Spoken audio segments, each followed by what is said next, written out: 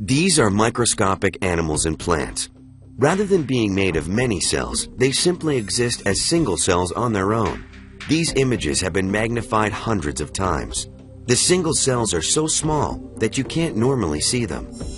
It was only with the invention of the microscope, just over 300 years ago, that creatures like this became visible.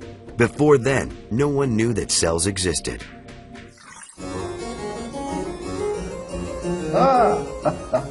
You know, the closer you look at things, the more amazing they seem to get. If I hold this piece of cork in my hand, it has a definite shape, feel, I can see the colour, but put it under my new microscope and... well, I've never seen anything like it in my life.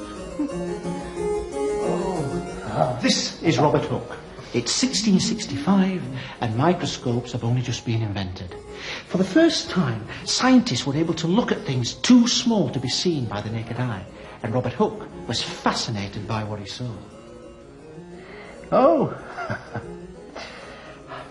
This piece of cork seems to be made up of tiny compartments, like lots of little rooms all fitted together. Rooms or cells. Yes, they look like cells. Hooke became famous for being the first person to use the word cell to describe the room-like structures inside his piece of cork. He spent many hours carefully drawing their honeycomb pattern.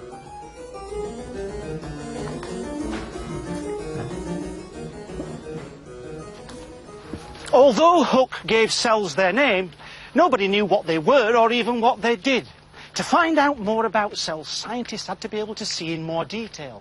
But the early microscopes of the 1600s just weren't good enough. It was 150 years before better lenses were crafted and a clearer picture became possible. In 1833, one of the leading botanists of the time was Scotsman Robert Brown. Having travelled the world and collected hundreds of plants, he made a startling discovery. There are so many plants, all of them so different, except when I look at them close up. Every plant is made up of cells, and inside every cell there is a sort of dark, dense blob. Whichever plant I choose, it's always the same. I can find not one single exception. Robert Brown called the blob-like structure inside each cell the nucleus.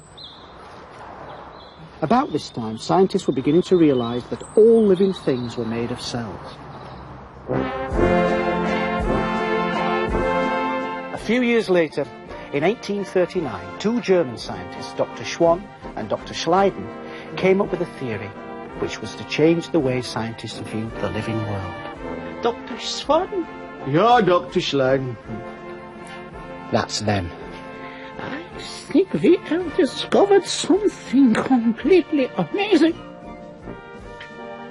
The material inside the cell moves about. Very slowly, I grant you, but still, she moves. We can only conclude one thing from this. You mean? Yeah, the cells are alive. Oh. This got me thinking. Sometimes a single cell exists on its own. But more complex creatures like you or I are made up of millions of living cells, all working together. All living things are made of cells, no matter how big or small, like a plant. Even this fly. Yeah. And the theory they eventually came up with was that cells are the basic building blocks of life. From then on, science has never looked back. As better microscopes have been developed, our view of the world has changed, and scientists have been able to look at small things in more and more detail. This pinhead has been magnified by a modern electron microscope. Instead of making the pin hundreds of times bigger, it magnifies it thousands of times. At an even greater magnification, the The speckles on the pin can be seen to be tiny bacteria, very simple single cells.